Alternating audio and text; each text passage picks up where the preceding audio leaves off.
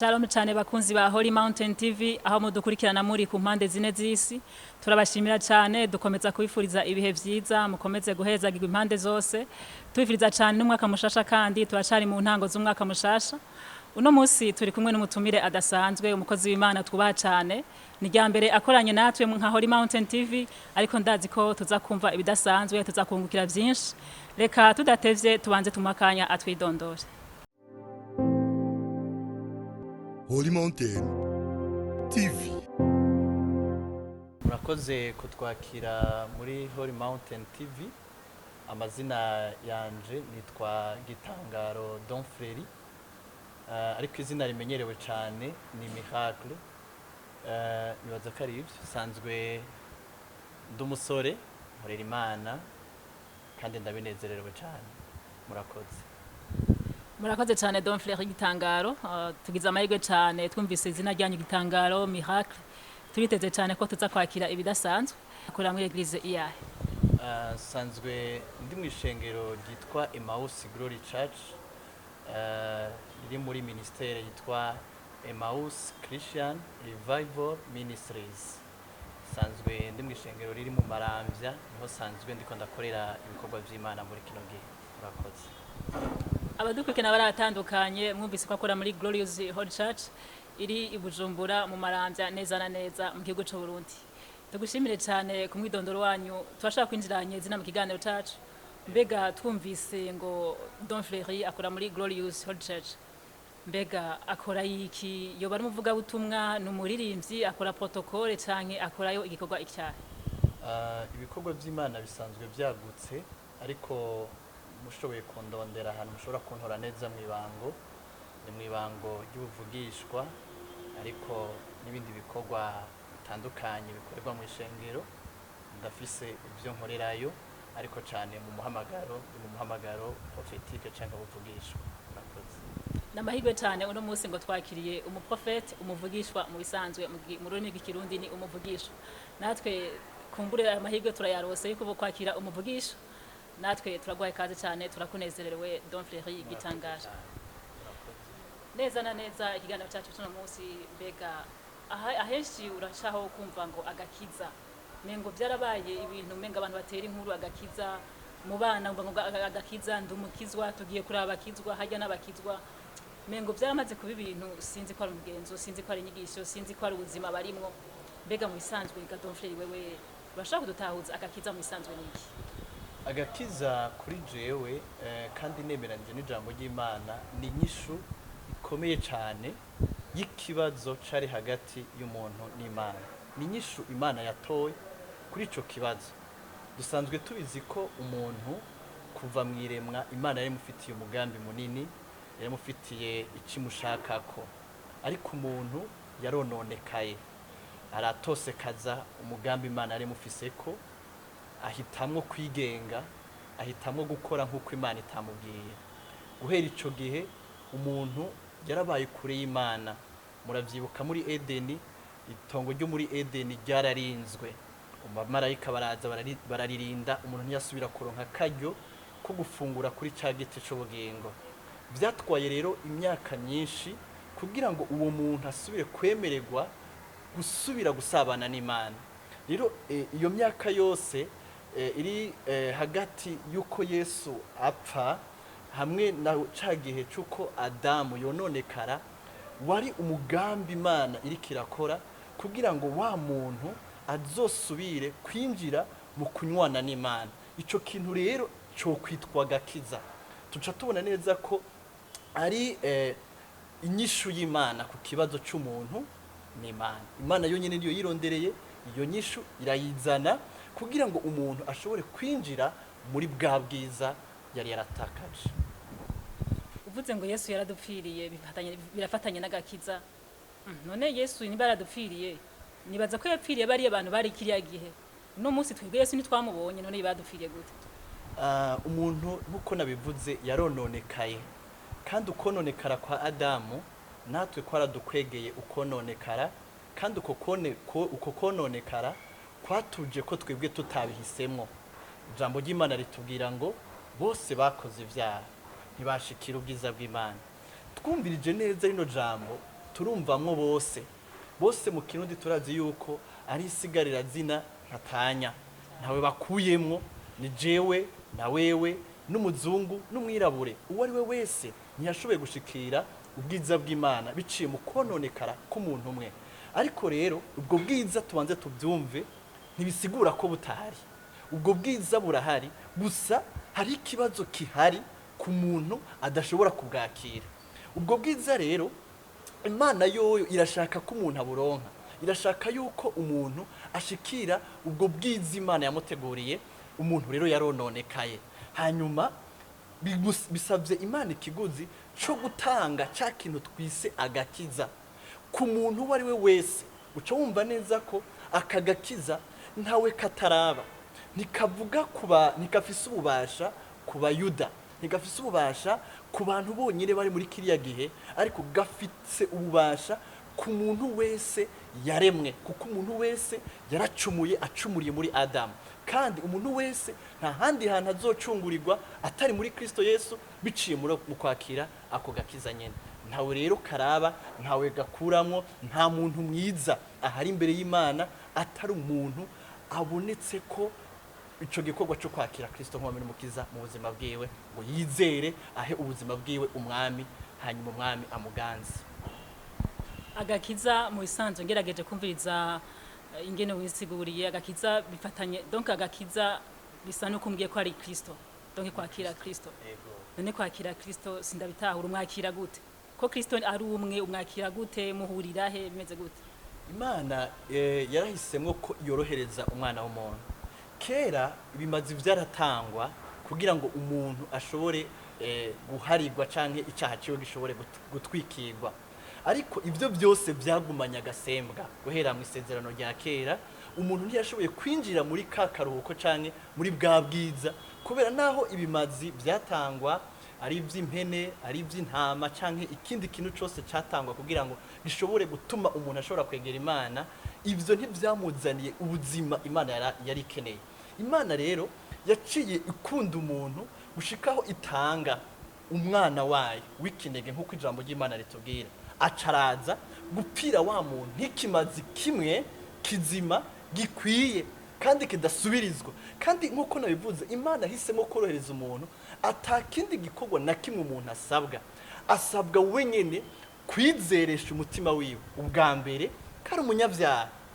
Iki kintu gikomeye cyane umuntu adashobora kwiyumvisha, kubera bifatanye naho yavukiye, bifatanye n'ingeso yibona ko, ku buryo abona nk'uko abanyabyaha nabica nabasambana nabafise ibintu bagirizwa na leta cyangwa ubucamanza. Ariko umuntu n'umunyabyaha mu kamere kiwe, bidafatanye n'ibyo yakoze, ariko bifatanye n'inkomoko yiwe. Rero Imana yaciye izana kino gikorwa kimwe gusa cyo kwizera Yesu Kristo nk'umwami n'umukiza w'ubuzima bwawe, hanyuma ukaturisha akanwa iryo sengesho, agakiza kakaba kinjiye mu mutima wawe.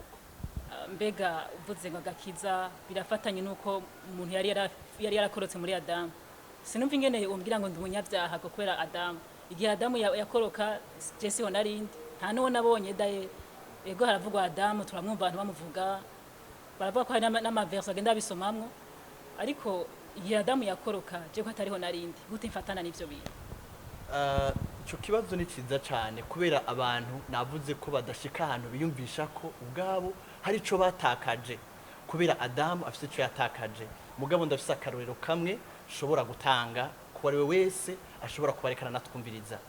Igihe umuvyeyi ashobora kuba afise ikintu ari karaburana n'uyundi muntu, hanyuma umuvyeyi agatsindwa kuri ico kintu, naho twocita itongo muri ko muraburana, hanyuma umuvyeyi agatsindwa, bisigura ngo na jewe mwana wiwe natsinzwe, kandi bisigura ngo n'uzonkomoka ko nanje aratsinzwe. Rero birumvikana neza ko kwakira Kristo nk'umwami n'umukiza ni uwari we wese yakomotse muri Adamu, kuko Adamu wa mbere ijambo ry'Imana ritubwira ngo yazanye icyaha, acazana n'urupfu. Ariko muri Kristo ariwe Adamu wa kabiri yazanye ubugingo, kandi wewe acabuzana busagutse, burenze gose, busumba, burushirije gusumba aho icyaha cageze konona umwana w'umuntu. Birumvikana rero neza ko ibyanditswe bitubwira ko uwo ari we wese umuntu uwo ari we wese akeneye agakiza. ubwa mbere twumvise ko bose baratandukanye n'Imana nk'uko ijambo ry'Imana ritubwira. hanyuma Pawulo yandikira Timoteyo amubwira ngo Imana ikeneye ko bose bakizwa bagashikira ukumenya ukuri.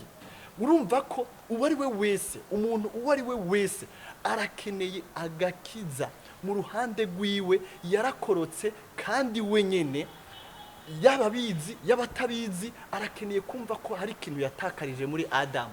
yakorotse mu buryo bwa sekuruza wiwe yakorotse, akeneye rero gusubira muri ubwo buzima biciye mu kwizera Yesu Kristo nk'umwami n'umukiza. abantu benshi barabiyumvira ikibazo kimwe ngo nibyo none jewe noba narakorotse gute, noneho nosubira muri iyo migenderanire gute? ariko biroroshe cyane gose kuko nabivuze yuko umuntu yakorotse Imana ntiyahevye uwo muntu, nabivuze yaciye ijya mu mugambi wo gutegura ako gakiza. hanyuma ikisaba umuntu gusa kwizera.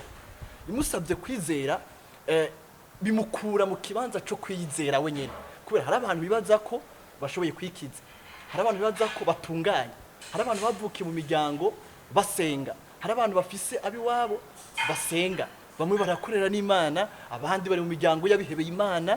akiyumvira yuko ibyo bishobora gutuma yegera Imana byoroshe. ariko umuntu wese imbere y'Imana akeneye agakiza mu ruhande rwiwe. nico gituma rero Imana yacishiraho iryo jambo riri mu Baroma mu gice c'10 umurongo w'9 rivuga ngo umuntu wese akwiye kwaturisha akanwa kiwe akaca yizera mu mutima wiwe yuko Yesu yapfuye, hanyuma Imana ikamuzura imukuye mu bapfuye agakizwa gutyo. urumva rero ko uwo ari we wese arakeneye ubwa mbere kumenya ko ari umunyabyaha kandi akeneye gusubirana n'Imana. hanyuma inzira yonyine umusubiza ku Mana ni ukwizera kwiwe ashira mu Mana ko Yesu Kristo yamupfiriye kubw'ibyaha byiwe. yego. mbega uvuze kwizera, yizera iki? yizera ibyo yumvise canke yizera aravye uko abandi bantu bariko barabaho abo bita bakizwa? ijambo ry'Imana ratubwira yuko ukwizera kuzanwa no kumva, kandi umuntu nta kindi akwiye kumva yumva ijambo ry'Imana.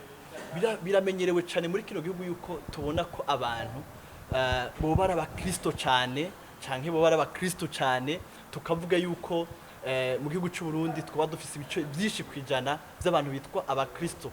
mugabo muri abo bantu barashobora kuba binjira mu madini ariko batarizera Yesu, kuko kwizera ni ukumenya ukimurira ibyizigiro byawe mu mwami ubwawe, ukitanga ukareka kwizigira, hanyuma no byita mu ijambo rimwe kwimura ibyizigiro byawe byose ukabishira mu mwami wawe ari we Yesu Kristo.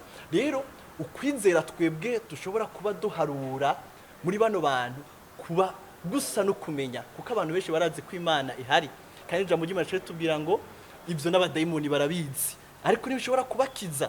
umuntu arashobora kwibaza ngo yarizeye Imana kubera azi kiriho, arashobora kuba avuga ngo ndizeye Imana kubera yampaye umwana, arashobora kuvuga ngo ndizeye Imana kubera Imana yankijije, arashobora kuvuga ati ndizeye Imana yarantwaye mu bihugu bikomeye cyane, yarankoreye ikintu gikomeye mu ijambo rimwe. uko si ukwizera gukenewe kuzana agakiza, ariko uko no kumenya Imana. ukwizera bisigura ngo ni jewe nkisemwo kumera nk'uko Imana igomba, kandi nkaba nzi neza ko Imana itantaye mu rudubi, nkaba nzi ko neza Imana itansutse. Imana ibyo yambwiye ko bizombeshaho niko kuri konyene kuhari, niko konyene gushobora kunkiza, niko kuri konyene gushobora kuntabara. nico gituma umuntu acatangura kumera nk'uko ijambo ry'Imana rivuga. nico gituma rero umuntu yizera ijambo ry'Imana, ntafise ibintu yizera ivyo abantu bamubwira. ni ijambo rimubwira ko ari umunyabyaha, rimumenyesha neza ko ari umunyabyaha, yatandukanye n'Imana, arononekara, hanyuma Imana irategura umugambi wo kumucungura, kandi uwo mugambi umuntu ashobora kuwushikira biciye muri Kristo Yesu, mbere muri kakajyo ko kwatura ko Kristo ari umwami n'umukiza mu buzima bwawe. inyuma y'ibyo ubuzima ru Kristo wabutanguye hakurikira ubuzima bwo kwezwa. murakoze cyane jewe ndiko ndatahura vyinshi, n'abakurikirana Holy Mountain TV ndazi ko bariko baratahura bidasanzwe. mbega uvuze ngo umuntu abanza kumva akumva ijambo ry'Imana, hama akagizera, hama akakira Kristo, mengo nuko mwabisiguriye? ego. uvuze yuko umuntu atangura kumva mbega iryo jambo ry'Imana uno munsi uvuze ko ukeneye paracetamol uragenda muri pharmacy kubera ko turazi ko ibinini niho bidandarizwa ukagura ivyo binini kubera ko niho bidandarizwa ukeneye cyo gufungura urashaka kuja muri alimentation ukagura ikintu kanaka mbega uvuze ngo umuntu azumva ijambo ry'Imana eske hari ahantu baryumviririza azogenda kuryumviriza agataryumvise canke azoryumva gute? Ego ni kibazo ciza uwo ari we wese Imana yaramworohereje mu buzima bwiwe kugira ngo ashobore kumva ico Imana ivuga. Imana iravugana natwe mu buryo bworoshe no mu buryo butoroshe aribwo no kwita uburyo budasanzwe. Imana rero yarahisemwo inzira imwe yorohereza bose, ni ijambo ryayo ryahumetswe n'Imana mu bitabo vyera ariyo Bibiliya. Ijambo ry'Imana, Imana yarihishuye uko ishaka iyo nyene, uko yahisemo ko abantu bamera, uko yahisemo ko abantu bakora, ivyo byose yarabimenyesheje abantu biciye mu ijambo ryayo ariyo twokwita Bibiliya. Dukeneye kumenya Imana neza, nta handi hantu dukwiye kubanza kuronderera, dukwiye gushira umutima wacu muri Bibiliya. Umuntu wese yoba yibaza ko yamenye Imana adafise ijambo ry'Imana, adafise Bibiliya, ndibaza ko yoba ari mu bindi bintu atari ubuzima bw'Imana, atari karaba muri runo rugendo rwo guhinduka canke rwo kubana n'Imana.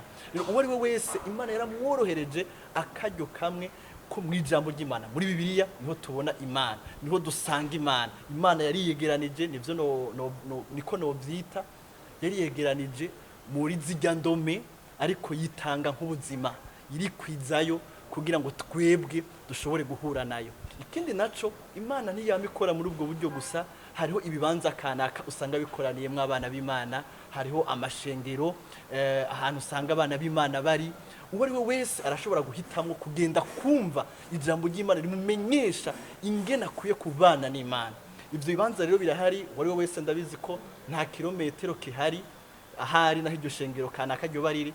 Imana yaramworoheje mu buryo bwose. Hanyuma Imana irishura n'abantu mu buryo bw'ijwi ryo mu mutima.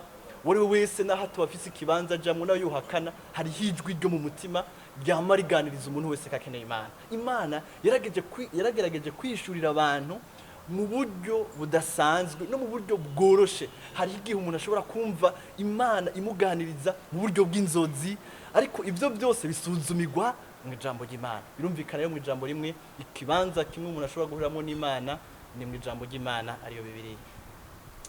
Mugonze kuvuga yuko Bibiliya mu majambo make ari ryo jambo ry'Imana. Iryo jambo ry'Imana ryuzuye, ridahinduka, ridategwa intege, ridahabwa ubushobozi, ridasigurwa bifatanye n'ivyiyumviro vy'isi, ariko niryo jambo ry'Imana ryuzuye. Canke ndetse abakozi b'Imana ijambo bagenda bigisha canke n'ibintu baba barumvisa bariza ahantu kanaka, ryo bari ijambo ry'Imana koko basomye muri Bibiliya. Umukozi w'Imana w'ukuri akwiye kumenya ingene Imana imeze, kandi nta handi hantu ayimenyera ni mu ijambo yasomye muri Bibiliya. Kandi no mu byo yigisha akwiye kwigisha ico yasomye gitandukanye n'ico yumvira canke experience yo muri nose. Rero nta wovuga yuko atari abakozi b'Imana bashobora kuvuga ivyiyumviro vyabo, bashobora kuvuga intumbero zabo, ariko ivyo si vy'Imana yabatumye. Kandi uko si ko Imana iri, umuntu azomenya neza ko atari ko Imana iri canke atari ko Imana yabatumye niyafata ingingo wenyene akagenda agasanga Imana mu ijambo ry'Imana, hanyuma agateranira hamwe n'abandi bene data bashobora kumurongorera mu gukura mu ijambo ry'Imana. Ahantu hose Bibiliya ishizwe hagati na hagati mu ishengero, aho hantu Imana iba hagati yabo. Murakoze cyane, ndumvise agakiza icari co. Uno munsi uravye urashobora kubona umuntu avuga ngo arakijijwe, dufate nka madame canke abakobwa asanga bambaye amapantaro. Sindiko ndabakondana, naje ndayambara nisanzwe, ugasanga umukobwa yambaye ipantaro canke madame, ariko ari muri ya eglise uvuze yitwa y'abakizwa, umengo niko mwayize. Ego. Canke ugasanga afise ibisuko ku mutwe, amaplante, amameshi n'ibindi, ariko sindiko ndabona neza. Mbega uravye aho tugenda duca musanze umukizwa mengo ibikorwa bimwe vyogaragara nk'ibintu vy'imishatsi. Sinibaza ko umuntu akije uvuga ngo arahindura imishatsi afise amameshi, sindabitahura gose. Umukristo ikintu ca mbere Imana imukeneye ko ni impinduka ry'umutima wiwe. Imana irakeneye ko umutima wiwe uba mushasha, naho ivyo hanze navyo nyene Imana ivyitwararitse. Imana iritwararitse ubuzima bwose igihe umuntu yahisemwo ko umwami amubera umwami w'ubuzima bwiwe. Birumvikana neza rero hariho inyifato ibereye umwana w'Imana, hariho n'inyifato itabereye umwana w'Imana, ariko ivyo ntibihagaze mu nyambaro, ivyo ntibihagaze mu kintu umuntu yokora kigaragara, ariko ubuzima bw'umukristo bw'indani iyo buhindutse n'ibyo hanze birahinduka. Impuzu, gutsiba imishatsi, nivyo abantu benshi barabihagararako cyane, ariko sibyo bisigura ubuzima bw'umwana w'Imana, sibyo bisigura umukristo. Urashobora gusanga hari umuntu afite imishatsi imeze neza, nk'iyi mishatsi imico y'u Burundi isaba ko abantu bagira cyangwa iyo twakuriyemo. Iyi mishatsi nicyo yerekana agakiza, kubera uwo muntu ashobora kuba yarononekaye indani mugabo afise umushatsi mwiza kandi yambara impuzu ndende, mugabo agakiza kaguha kumera neza imbere, kuko umuntu w'imbere niwe muntu Imana isizeko inguvu cyane gusumba ibi bintu bigaragara. Hanyuma rero uyo muntu yahindutse imbere akwiye gukura akamenya gutandukanya akarere arimo.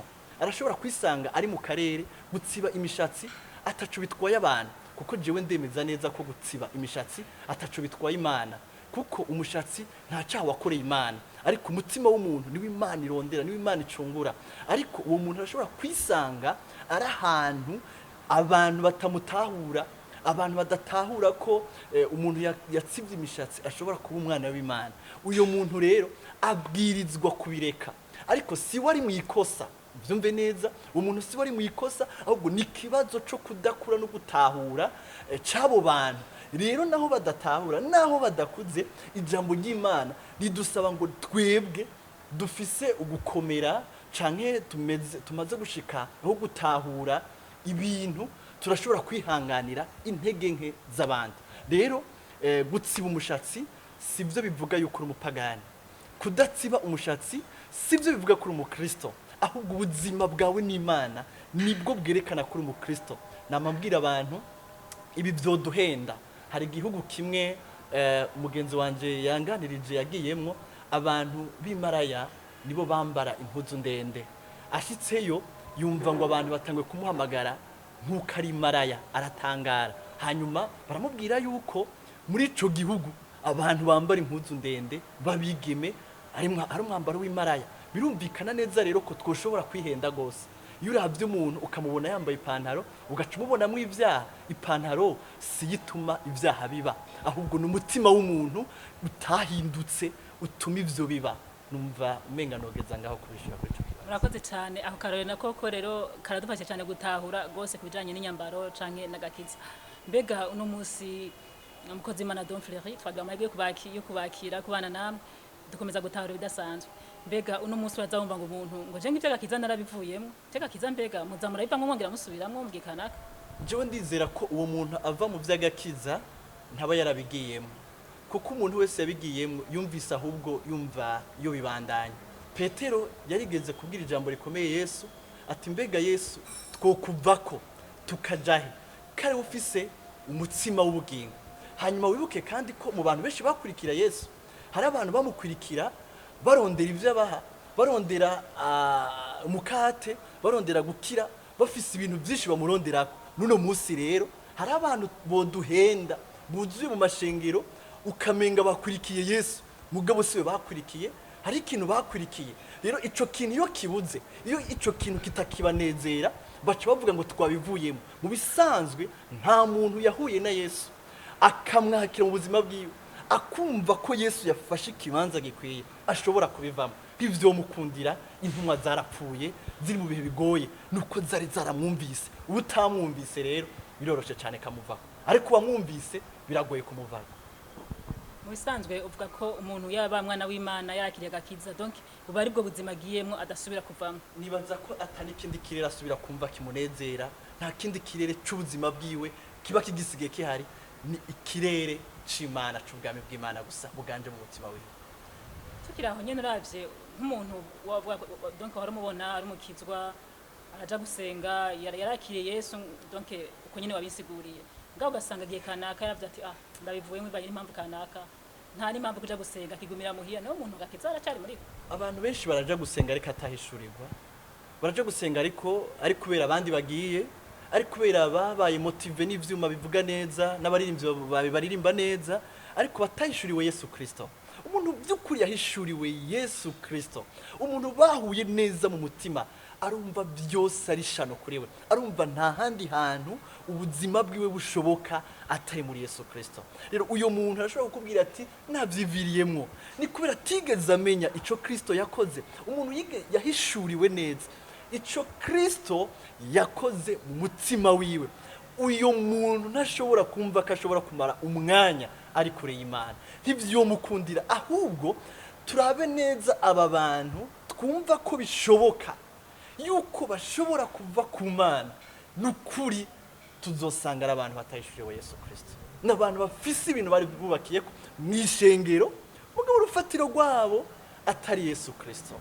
Urufatiro rwabo gukuri ntiyari Yesu, ntibamumenye, ntibamwishuriwe, baramwigishijwe kumbure, barumva akagira neza. Ndafise akarero k'abantu bamwe bigeze kumbwira ngo aho nasengeye nkishugwa, je narasenze ariko jewe sinigeze mbona Imana ingirira neza, yagumye igirira neza abagenzi banje, ariko je ntiyagiriye neza. Abo bantu bamwe barambwira ngo twebwe turabivuyemwo, Imana iraduhemukiye, ariko abo bantu ni ikimenyetso ciza ko bari bakurikiye ibindi bintu, bari bagumbiriye ikindi kintu, mugabo bakigumbiriye mu ishengero, bacita yuko basenga, mugabo by'ukuri imitima yabo ntiyari yarahindutse. Ntawamenye Imana yivako, ntawamenye Imana yivako.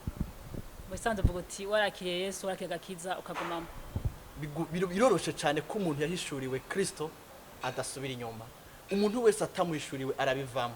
Rero umuntu yamwakiriye araca mu bihe bigoye, ariko ivyo bihe bigoye ntibibuza kubandanya na Yesu. Araca mu bihe bikomeye, ariko ivyo bihe bikomeye agumana na Yesu. Iyo umuntu yasubiye inyuma, nibaza ko ataba yarateguwe neza kandi ataba yarahishuriwe Kristo.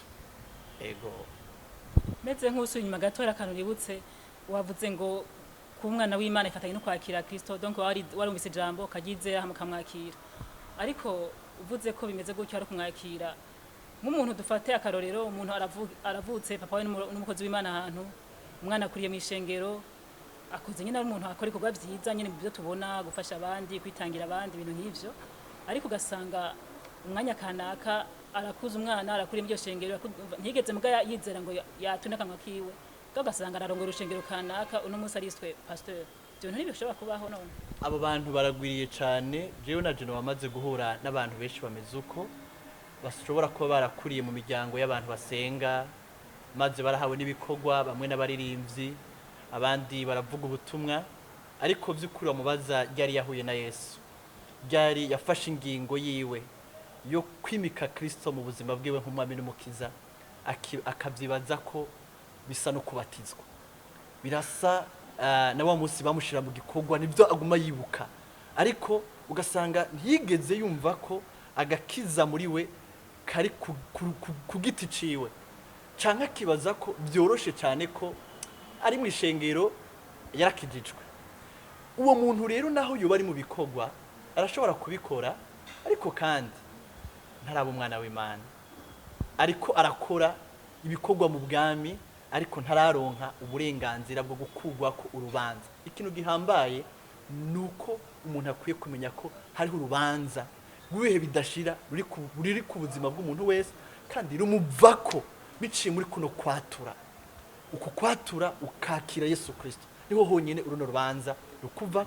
Naho ufise ibikorwa, Imana iranezerwa, ufise ingeso nziza, ufise imico myiza, nta bantu gora, ibikorwa biratera imbere, ariko turashobora gutangara cyane uwo muntu adafise ikibanza mu bwami bw'Imana.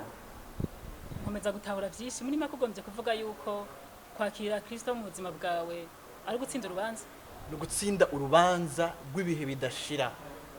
Urubanza ruri ku bantu bose, kandi ubwo rubanza rufatanye n'ingene Adamu yononekaye, kandi agukira ku bantu bose, gufatanye no kwizera Yesu Kristo, ariko kwakira Agakiza. Mbega Don Frere umukozi w'Imana muri Glorious Holy Church nivyo, mbega ubwo nawe ntiwo baba wakuze mu muryango w'abitwa bakizwa, nawe warafashe umwanya wo kwakira Kristo?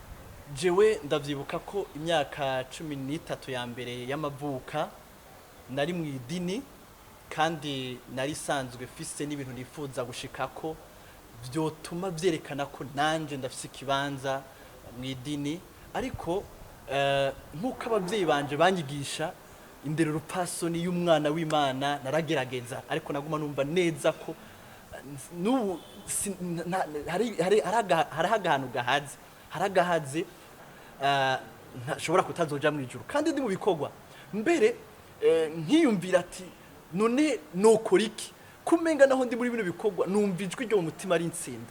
Ubwo buzima narabubayeho, kandi ndi mu idini, kandi abavyeyi banje barampimiriza cyane kuja gusenga, mugabo umutima wanje ntiwari bwaze mu karuhuko, ntiwari bwaze mu mahoro n'Imana. Hari ijambo ry'Imana rero natahuye ko ijambo ry'Imana riri mu mucete Paulo yandikira ishengero ry'i Roma, ribabwira ngo nuko mumaze kwizera umwami wacu Yesu Kristo mwaciye mutsindanishirizwa, kandi dufise amahoro n'Imana. Ayo mahoro rero naho nari mu bikorwa vy'Imana, jewe sinari bwayaronke, sinari bwumve ko jewe mpfuye noja mu ijuru naho ndi mu bikorwa vy'Imana. Ariko umunsi nakira Yesu, umunsi Kristo afata ikibazo mu mutima wanjye, numvise ubwoba bwo kuzotsindwa n'urubanza burangiye. Novuga kubaho kwanje ubuzima ru Kristo bufatanye n'uwo munsi gushikana no munsi, bwahereye uwo munsi. Imbere yaho narumva neza ko naho nogwara, naho nakoze ibikorwa vyiza, naho ntatukanye, naguma numva ko naho nopfa ntafise ikimara amazinda ko noja mu bwami bw'Imana. Ariko guhera ico gihe maze kwakira Yesu Kristo, ubuzima bwanje narumvise bufise amahoro n'Imana, narumvise nta rubanza n'Imana afitaniye nabwo. Imana ibahezagire. Twumvise cyane yuko kwakira Kristo ari bwo buzima, donc gutsinda urubanza ukava mu rupfu ukaja mu buzima, niko mwadusiguriye. Mbega uno munsi mu bigaragara nibaza ko wakiriye Kristo, ego ni igikorwa c'impwemu, uba ugiye mu bundi buzima bwo ku mwana w'Imana. Mbese birafatanye n'ibintu bigaragara, ubuzima bwawe buguma buri hahandi cyane. Hari ikintu gihinduka wakiriye Kristo? Umubiri uguma uri wa wundi, ariko impwemu ntiguma ari yayindi. Ubwa mbere ni impwemu yatsindwa n'urubanza rw'Imana, ariko umaze kwakira Kristo ni impwemu itsindanishirijwe ku rubanza rw'Imana. Uratsindanishirijwe urubanza rw'Imana, nta kintu na kimwe rukigukorako. Hanyuma ubuzima bwawe bw'impwemu buratanguye kubaho, kuko umunsi Adamu akora icyaha, ubuzima bw'impwemu ntibwabandanije. Turabibona Imana ihora imugendera mu itongo ryo muri Edeni, ariko guhera uwo munsi Imana ntiyasubiye kumugendera. Imana yakicunga ka karere, n'igihe Imana imugendeye ikamubaza ati Adamu uri hehe, Imana yamusanze ari kwinyegeza, kubera ko ntatinyuka kwegera cyane kurenguka mu bwiza bw'Imana. Ariko umaze kwakira Kristo, niho bwa buzima wumva umenga burasubiye gutemba, niho wumva bwa buzima busubiriye kugaruka. Umuntu akumva Imana umwanya wose, akumva yoririmba ari mu ishure, akumva no mu kibanza umenga ntikirekuriwe kumva Imana, ukamenga arafise ibintu yumva bidudubiza mu mutima nk'ijwi ry'Imana. Impwemu irahinduka gose. Hanyuma si ibyo byonyene, umuntu arakura cyane, akaza no mu buzima bwa misi yose, ubuzima tubayeho, aho ubwo buzima yakiriye bumwigisha kubana n'abantu. Kuko ukiri umupagani hari ibintu ufata ibisanzwe, hariyo ibintu ufata minenegwe, ariko umaze kwakira ubwo buzima burakwigisha kubana n'abantu bose mu mico yose, kandi mukabana amahoro. Ingeso utahawe n'amategeko canke n'idini canke amabwirizwa kanaka ukayahabwa n'ijambo ry'Imana, ukagira ingeso nziza zivuye mu ijambo ry'Imana. Ego Dovre nk'igitangaro, mbega nk'ubunye dufate urahuye n'umuntu atarakira Yesu umwami n'umukiza mu buzima bwiwe, mbega ushobora kumufasha gute? Ushobora kumubwira n'iki kintu ushobora kumubwira kugira ngo nawe abe motive yo kuja mu ubwo buzima? Ikintu cyonyine gishobora gukiza umuntu ni inkuru nziza ya Yesu Kristo. Iyo nkuru nziza irafise ubushobozi ubwayo. Ijambo ry'Imana tubwira mu cete uko cyanditswe na Yohana cyandikira ishengero ry'i Roma mu gice cya mbere ku murongo wa 16, ritubwira ngo kuko ubutumwa bwiza ari ubushobozi bw'Imana, kandi buzanira uwizera wese agakiza. Ubwo bushobozi rero nibwo bwonyene butumwa bwiza bushobora guhinduka rumena amabuye. Iri jambo ngo nibwo bushobozi mu Kigiriki bisigura dunamis, dunamis mu Gifaransa bisigura dynamite, dynamite mu Kirundi twabigereranya na rumena amabuye. Bisigura nta kintu cyonyene kihari gishobora gutuma umuntu yumva ko asubira mu bisabane n'Imana bidace mu butumwa bwiza. Ubwo butumwa bwiza rero ni inkuru ibwira umuntu ukononekara kwiwe, ikamubwira urukundo Imana yamukunze muri uko kononekara, ikamushikana ahantu yumva ko akwiye kwizera Yesu Kristo, agasubira muri ca kibanza Imana yategurira umuntu. Rero ni ubutumwa bwiza bwonyene umuntu akeneye. Umuntu akeneye kubwirwa ivyo yoheba, umuntu akeneye kubwirwa ibibi akora, umuntu akeneye kubwirwa ico Kristo yakoze ku musaraba kugira ngo uwo muntu asubire kwinjira muri bwa buzima umuntu yatakarije muri Adamu. Rero ni ubutumwa bwiza bwonyene bumena ibintu byose byaboshe umuntu imyaka n'imyaka. Ubwo butumwa iyo bumaze kwinjira mu mutima buramuhindura hamwe umuntu asigara ari caremwe gishasha, yagumye ari wa muntu mugabo impemu yiwe yahindutse n'ubuzima bwiwe bwahindutse. Ujijemo akantu ngo icyaremwe gishasha, gukizwa, kwizera Yesu Kristo umwami no kuza mu buzima bw'umuntu, hama icyaremwe gishasha. Mbega icyaremwe gishasha umuntu asubira kuremwa irindi? Nikodemo yabibajije ngo mbega umuntu yosubira kuvuka. Yesu yareka aravuga ngo nukuri nimutavuka ubwa kabiri ntimuzoroha mwinjira mu bwami bw'Imana. Kuvuka ubwa kabiri ni ukwakira Kristo, ukakira ubwo buzima mu mutima wawe bugatemba mw'Imana, nari muze ngo bugatemba mw'Imana, ukabyagwa n'Imana. Ijambo ry'Imana ritubwira ngo kuko abavutse ubwo bwa kabiri canke abakiriye Kristo nibo batabyawe no kwifuza k'umugabo canke umugore, ariko bavyawe n'Imana. Umuntu aravuka mu mubiri agakura, ariko mu bwami bw'Imana nituvuka ukundi, ni impwemu zacu zivuka. Rero iyo mpwemu yawe ivutse ikihabwa gutsindanishirizwa nk'uko nabivuze, kunesha ivyo arabikunesha, uburi caremwe gishasha. Uba wambaye wa mubiri, uba usa kwa kundi, wakiriye agakiza wambaye kwa kundi ufise ya myaka, ntivyahindutse, ntiwaciye ukura, ntiwaciye uba muremure, ariko ubuzima bwawe bwahindutse gose, identite yawe, karanga muntu yawe yahindutse. Urawitwa umunyavyaha, ariko uri umwana w'Imana, uri caremwe gishasha. Kandi ico caremwe rero Imana yaracitondeye mu kukirema, kuko ubwa mbere waremewe mu nda, ariko uremewe mu mpwemu, ubyawe n'ijambo ry'Imana, ubaye icaremwe kivukiye mu mpwemu. Ico kirashobora kunesha bya bindi byahora binesha umuntu mu mubiri. Ico caremwe rero kigaca kibaho nk'uko Imana ishaka, kandi kiri mu bwami bw'Imana. Nta muntu ashobora kuba mu bwami bw'Imana abubeshejweho n'inguvu z'umubiri canke vyagezwe, ariko nubwo buzima bukorera muri we agaca acika ico caremwe gishasha. Ndatawe cyane kubijanye n'agakiza, kubijanye n'inyifata ico agakiza kabivuga ko mu ijambo ry'Imana.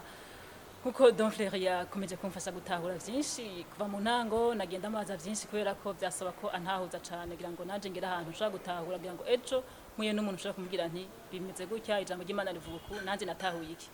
Mbega uno munsi rero bisigura yuko umuntu yamaze ku mwana w'Imana, kumbe nawe arose misiyo kuja kubwira abandi. Ijambo ry'Imana riratubwira neza itegeko rikuru ry'umwami yuko ari uguhindura abantu ivyaremwe bishasha, abigishwa. Birumvikana neza ko umuntu wese yavutse ategerezwa kurondoka mu buryo buboneka, mbe no mu buryo bw'impwemu. Martin Luther niwe yigeze kuvuga ngo Imana ntivyara ibikuri, Imana ivyara abantu bakura bashobora kurondoka. Rero Imana irakeneye ko jewe ico nakiriye ndagihereza abandi. Hari abantu benshi uno munsi bakiri mu mwijima, kandi Imana ifitiye umugambi wuko nabo bazoronka ubugingo budashira. Nta kindi gikoresho na kimwe Imana ifise. Abantu barubaka ibintu byinshi bakoresheje ibikoresho bitandukanye, mugabo Imana mu kubaka ubwami bwayo iriko irakoresha abantu bahindutse, bavutse ubwa kabiri, kugira ngo message yayo canke ubutumwa bwayo bushobore gushikira abantu. Ari twebwe nyene tujejwe ico gikorwa. Paulo yandikira ishengero ry'Ikori ntababwira ngo twebwe twaciye ducika abasuku, twaciye ducika abahuza b'abantu n'Imana. Imana yaratwizigiye cya gikorwa Kristo yahora akora, cya gikorwa Kristo camuzanye, ico ko yagiye mu ijuru yaraduhaye mpemu yera twebwe abavutse ubwa kabiri, kugira ngo tukibandanye abari twebwe duhuza abantu n'Imana. Rero nta kintu na kimwe umuntu yokora conezera Imana yaravutse ubwa kabiri nko kuzana benshi ku mwami. Dufise rero iryo tegeko, uri kurarisoma tubona Yesu abivuga mu buryo bw'itegeko, gende muhindure abantu abigishwa.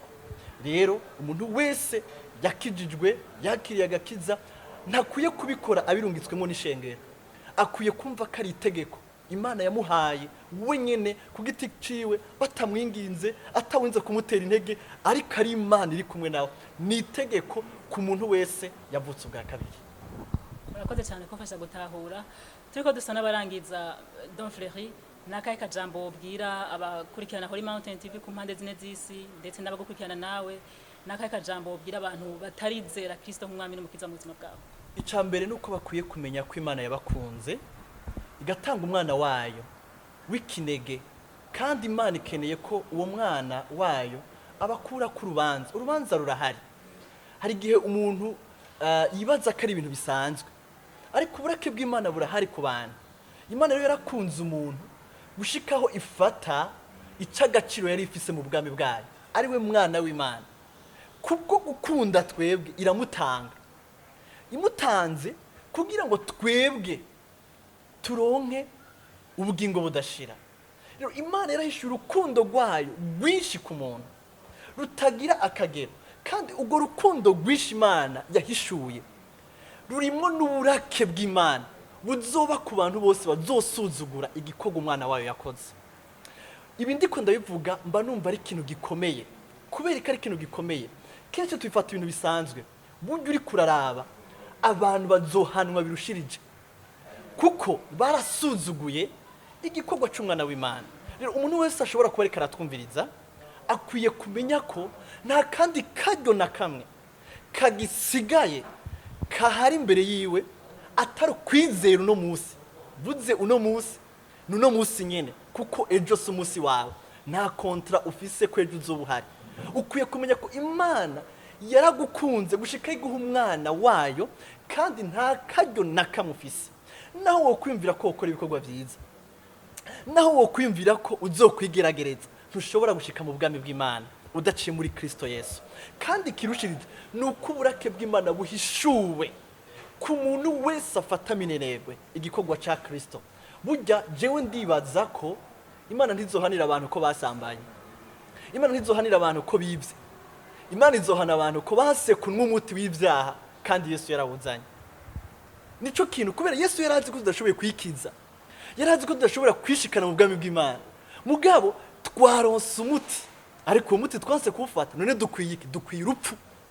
Burya haboneka umuti wa coronavirus, umuntu agafatwa na corona bagatangaza ko umuti uhari akanka kuwufata abayiyahuye. Rero n'umuntu wese yosamara kibaza ngo agakiza nzokaronka canke nzokwigeragereza, ntakaronderere muri Kristo Yesu. Hari abaronderera ahatandukanye, hari afise ivyo bubakiyeko, mugabo atari muri Kristo. Nuko ijambo ry'Imana tuvuga ngo nta yindi nzira nimwe musizo bihari Imana yateguye ko abantu bakirizwamo atari muri Kristo Yesu. Nimba rero uri kurageragereza hanze, nimba uri kuribaza ko ari ico gukiza atari Yesu Kristo, warazimiye. Garuka kuri Yesu umwizere uyu munsi nyene, hanyuma ubuzima bwawe busubire kunywana n'Imana. Atari uko hari uburake bw'Imana. Ntidukunda kubivuga, ariko ijambo ry'Imana tubwira ko bwahishuwe ku bantu bose badahisemo kubuhungira muri Kristo Yesu. Dusa n'abasozera abantu bamaze gucika abana b'Imana, amaze kuvuka ubwa kabiri uko mwabidusiguriye twabitawe cyane. Mbega nabo ko bamaze kuba abana b'Imana, bamaze kwakirwa gutahura kanaka, mbega nabo nakaye kajambo batekera kubijanye no gufasha abandi. Ego, ijambo ry'Imana ratubwira ko iyo umuntu akijijwe abatanguye ubuzima bushasha bw'impemu. Iyo umuntu akijijwe ntibiba biheze, aratanguye urundi rugendo rushasha, urugendo rwo gushushanywa na Kristo. Kandi uru rugendo ruzohera Yesu agarutse cyangwa umuntu apfuye. Bisigura ngo wakiriye Kristo uratanguye ubuzima, ntibuheze, si herezo.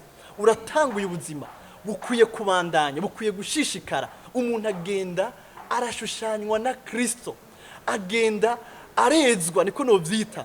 Ari mu rugendo rwo gutunganywa, agenda aramurikirwa n'ijambo ry'Imana na mpemu yera. Imana imubwiye ati nivyo, hari ivyo wari warubatse kera, akamere kari karubakitse, rero genda uragira akamere ku mwana w'Imana. Nubwo rugendo rwo tubamo, rero numva notera intege umuntu wese yakiriye Kristo nk'umwami n'umukiza, ntiyihenze, ntiyazimiye. Urashobora kuba uri kuraca mu bihe bigoye ukiyumvira ko wazimiye, ariko nta muntu yazimiye. Umuntu wese yakiriye Kristo yahisemo neza. Ico nico kintu cyonyine kizomukiza ku rubanza rw'Imana. Hanyuma abandanye buno buzima. Abakristo benshi ntibabandanya buno buzima nk'uko ari ikintu bakwiye gukora nk'itegeko. musoma ijambo ry'Imana. Umukristo akwiye gusoma ijambo ry'Imana ku munsi akaganira n'Imana. Umukristo akwiye kugira ibihe byo gusenga ku munsi atari ibyo ku meza. Abakristo benshi basenga amasengesho yo ku meza igihe bakeneye gufungura, ariko namabwira abantu iyo usenga amasengesho nkayo nibaza ko udashobora gukomera nk'uko umubiri ukenera gufungurirwa ku munsi, niko n'impemu y'umuntu yavutse ubwa kabiri ikeneye gukura kandi irafise ibyifungura. Ubwami bwose burafise ingene bwubatse. Mu mubiri turafungura kugira ngo tugire amagara meza, mu mpemu turafungura ijambo ry'Imana, turasenga, turakoranira hamwe n'abandi nkuko ijambo ry'Imana ritubwira ngo nkuko wa munsi wegereza natwe turushirize gukoranira hamwe. Rero numva notera intege umuntu wese yamaze kwakira Kristo nk'umwami n'umukiza muri no majambo makeya, wahisemo neza ushishike n'urugendo rwo gushanywa na Kristo, kandi ndabizi ko uzobona ko utihenze. Wakiriye Kristo nivyo hari akaja mutekereye ku kijanye no gufasha abandi, mbega yobandanya yoja gufasha abandi canke azobareka ko yamaze kwakira wewe birahagije? Nabibaze kwivuga yuko mu bwami bw'Imana turafise itegeko, ibi akwiye kubikora. Yesu yavuze ngo mugende muvuge ubutumwa bwiza muhereye i Yerusalemu.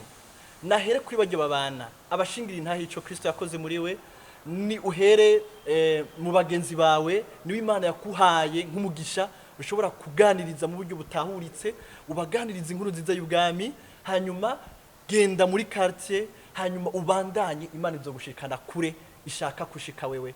Ariko wumve ko urafise igikorwa kinini cyane gose ukwiye gusangiza igikorwa Kristo yakoze ku musaraba abagenzi bawe ndetse n'abandi. Nimufise telefone, nimufise ubundi buryo ushobora gushikira abantu benshi, urashoboye kubikora kugira ngo ushobore gushikiriza inkuru nziza Yesu Kristo abantu benshi bashoboka.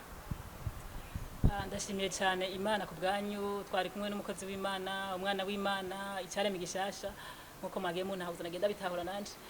Dofleri turagushimiye cyane kuba wadutahuje, kandi ntiwatahurije gusa n'abandi bazodukurikirana batahure nabo nyene, kuko ikiganiro nitahura utahuza abandi. Ndazi ko byakoreye benshi cyane, sije gusa byageze kure cyane.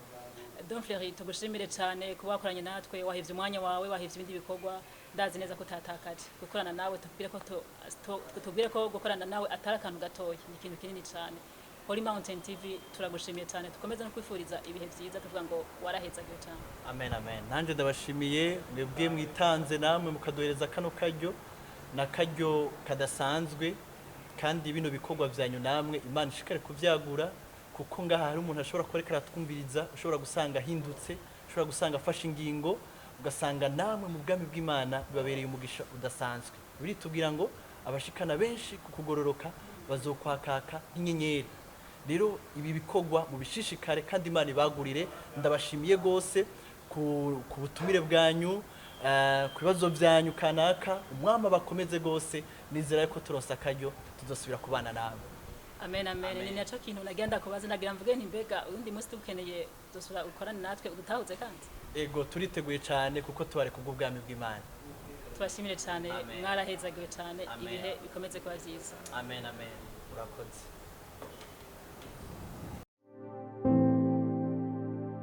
Holy Mountain TV.